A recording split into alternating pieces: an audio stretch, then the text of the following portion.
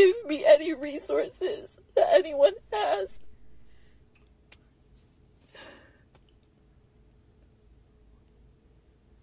Please, I'm begging you. This is not right.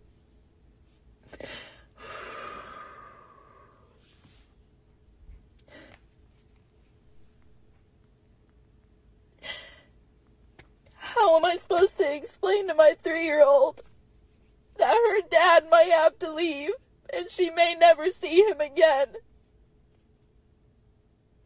He has loved her. He has loved my son, who is not even his, and taken him in.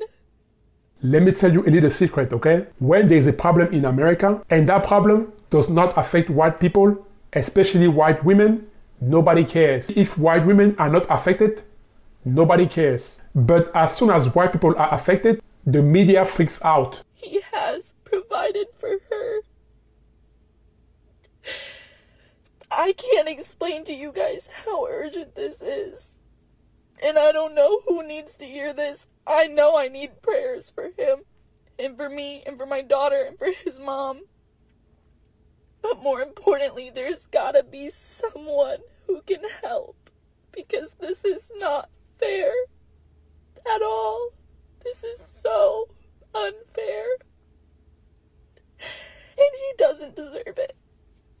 He is a 24-year-old who has been trying for 10 years to have a good life here.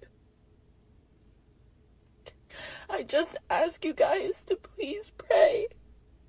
New laws get passed, and sometimes these laws are named after white women. For example, we have the Kelly Act or the Cindy Act or whatever typical white women first name you can find. So if you want a solution to any kind of problem in America, have that problem affect white women. When ICE raids and deportation were not affecting her, she didn't care. Now that her husband is about to be deported, she's crying like a baby. Oh, and by the way, she voted for Trump, so she deserves everything she's getting. But I can bet you one thing, people. I bet you her husband is not white. I bet he's Hispanic, because those are the people that this administration is targeting the most. Trump is expected to invoke a sweeping wartime authority to speed up mass deportations. That's according to sources familiar with these discussions. So this comes as Venezuelans in Florida, many of whom voted for Trump because of his tough stance on immigration, are now having second thoughts. For CBS News Miami, Priscilla Alvarez has the story.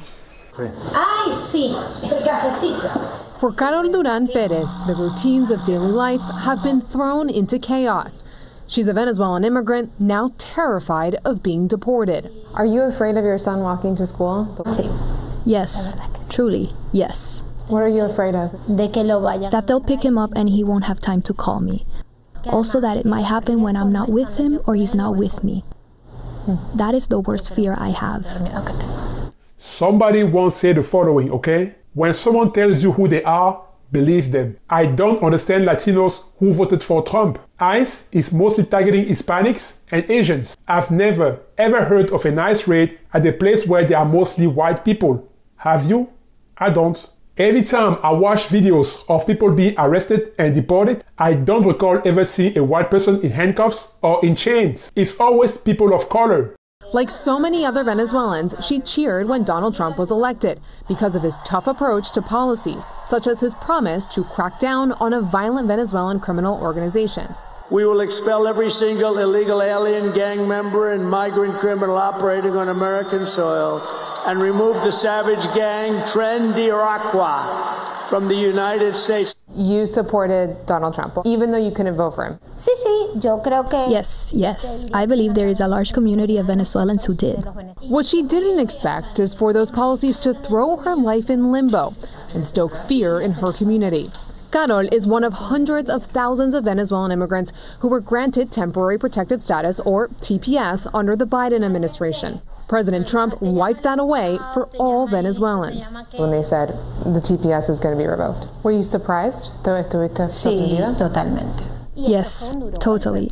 ICE raids and deportation is the new dog whistle for racism. Even during his first term, Trump showed everybody that he's a racist, but Hispanics still voted for him. And I don't get it. I don't. Now that some of them I see their family members arrested and deported, all of a sudden they regret voting for Trump. Did you really thought that Trump was joking? When someone shows you who they are, you better believe them. And this was a hard blow because practically the same day he took office, he went against Venezuelans. It seemed personal.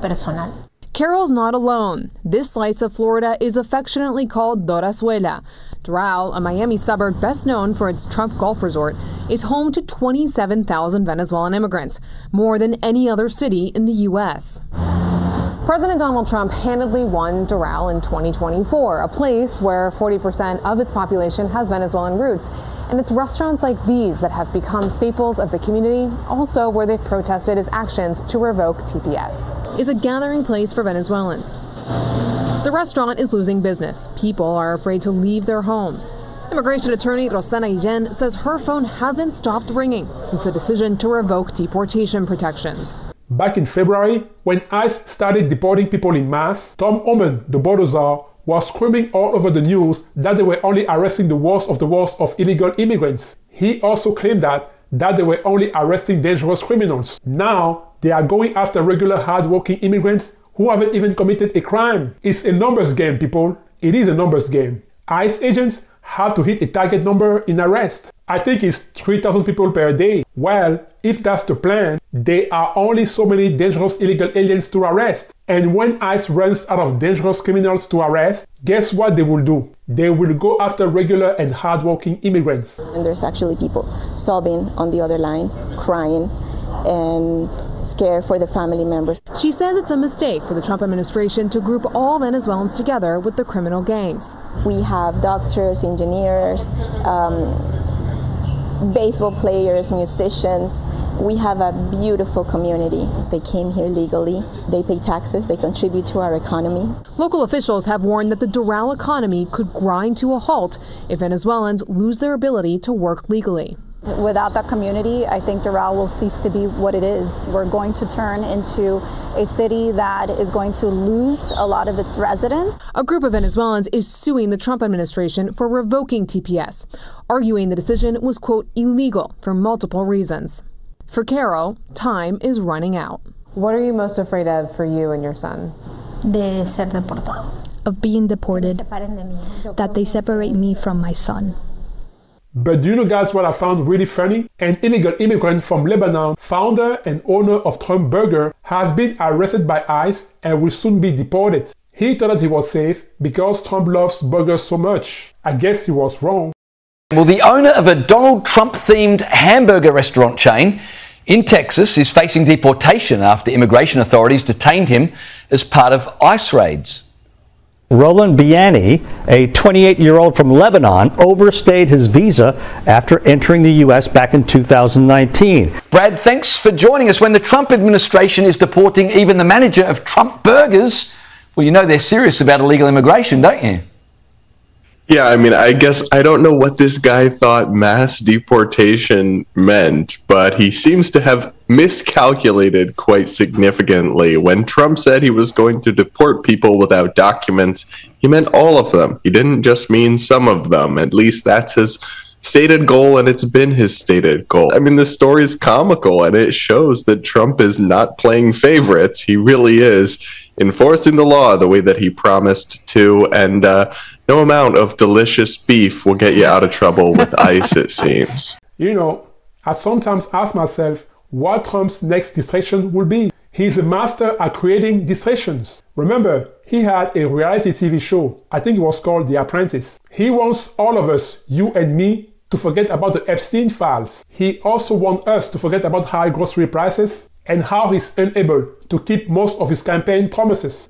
A few months ago, it was about cracking down on illegal immigration. Now, he's talking more and more about fighting crime. He even wants to deploy the National Guard in Chicago, Baltimore, and New Orleans. Oh, and by the way, the National Guard was already deployed in Washington, D.C. So what is his next trick? To distract us from reality.